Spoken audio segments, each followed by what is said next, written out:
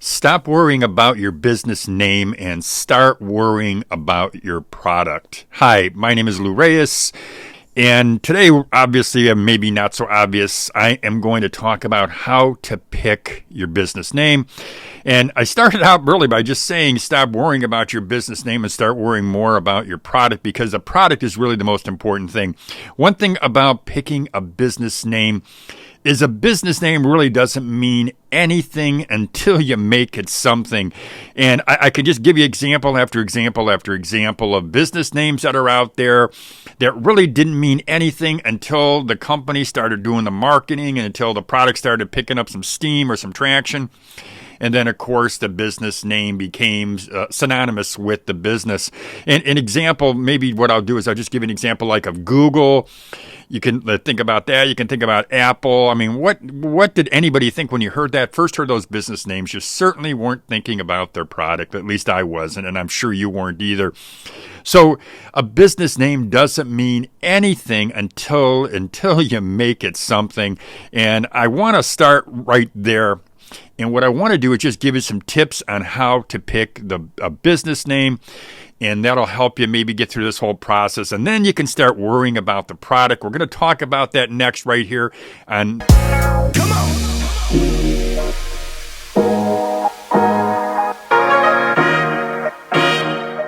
Before we get on or go on, I'm going to give you a couple of tips, some things that you should think about before you really start spending a lot of time with your, coming up with a business name. Number one, you want to make sure that the name you pick is copyrightable. You also want to make sure that it is available. And then, of course, what's important to me is I think you need to make it as simple as possible. No 3-4 word name, business names. Just kind of keep it simple. Maybe a couple syllables, but as simple as possible. Think about Disney or Tesla. I mentioned Apple. I mentioned Google. Simple names, that's usually the best way to do it. And I also mentioned I just mentioned that you really do want to keep or make sure rather that this name is available. I have sat down when I was starting out anyway. I sat down and I used to write a list of names, things I wanted to call that I had no really rhyme or reason. I just wrote down names that kind of appealed to me. And I finally would come up with one or two, and then you know what? I would realize I'd check with our Secretary of State's office to see if the trade name was available, or if I could buy the company, do the LLC, and sure enough, the name wasn't available. So I wasted a lot of freaking time trying to come up with a name. So those are three important things. I really do think, though, the keeping it simple is the best tip that I can give you, or one of the best tips I can give you. So now what I'm going to do is I'm going to talk a little bit about, or a lot about, a strategy. When you're thinking about a name, there are 7 different ways to look at picking a name, and I'm going to tell you about those 7 different ways. And this, I think, will just kind of help you to get rolling. But whatever you do, don't spend so much time thinking about that business name that you're not thinking about the other things that are important. Granted, the business name's important. So listen, let's get to the 7, what I would just say is 7 ways to look at choosing a business name. And let's start with number 1. Descriptive name. And let me just give you an example, or some examples of a descriptive name. You could be looking at American Airlines or Home Depot. Those are great examples. My first big business was called Small Business News. But I really do like a descriptive name, a name that tells the person, a potential shopper, a potential customer. I like to pick a name that lets them know immediately, and I mean immediately, what your business is about. So to me, a descriptive name, that's a great way, or a great type of way to look at a name.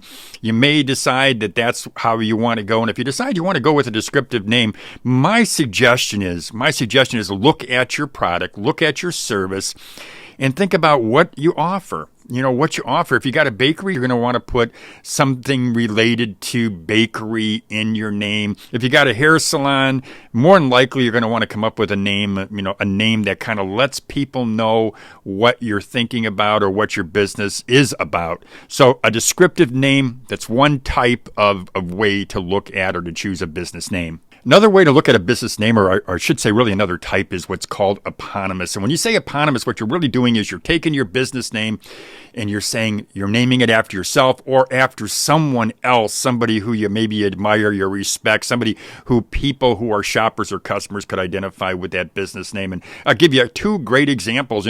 Walt Disney named his company after himself. For whatever reason, that's what he decided to do. And then, of course, you've got the name that's current right now that it's on everybody's lips anyway, is Tesla. Tesla, Elon Musk looked back in history and pulled that name out. And I thought when he did that name, I had not known who Tesla was. It took me a little while to figure that out. And, of course, I just went on Google and looked at it. But picking a name, eponymous, is picking a name that it's either your name or somebody else's name that can associate with your product. Another type of business name is an acronym. Some examples of a business that uses an acronym is Geico, Government Employee Insurance Company. I did a video on Geico quite a way back. Another name is an acronym is IBM, International Business Machines. You've got General Electric for GE, and of course you got BP, which is British Petroleum. But picking an acronym is not anything that I'm not the person who's going to be deciding your business name. But for me, I didn't like going with an acronym. I think, they do work over time. Certainly those names I just mentioned work, but there was a lot of investment, a lot of time in those names. So I think what happens frequently, though, is people will have a name, and then what they'll do is they'll shorten that name. And let's look at Kentucky Fried Chicken, KFC. It's just so much easier to market that KFC name than it was Kentucky Fried Chicken. But regardless of that, an acronym is another type of business name that you can choose. Of course, you could also think of a suggestive name, a name that suggests the attributes or the benefits. You could use real words like Uber or Slack, or what you could also do is take and create a composite name by combining two words together, like a Facebook. I think that's a really good example of somebody who combined two names. Or you could take Kleenex or even Pinterest as examples.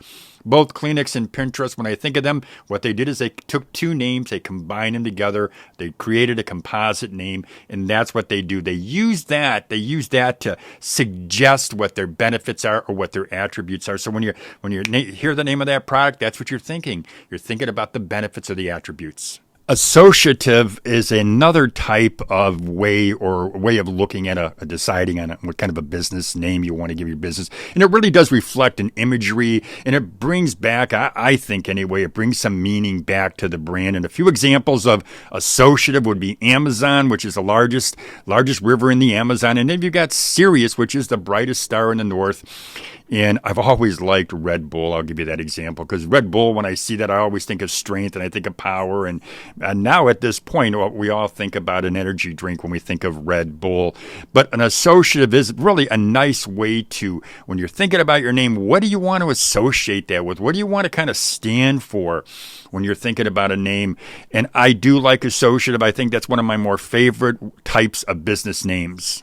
Another type of business name, and if you're stuck, you might be thinking, I've got to come up with something. And some people will use non-English names. An example could be Zappos, which means zapatos in Spanish. You've got Legos, which is an abbreviation of two Danish words meaning leg and got. And leg and got, it's G-O-D-T, which means play well. Then you've got Hulu, which literally means gourd.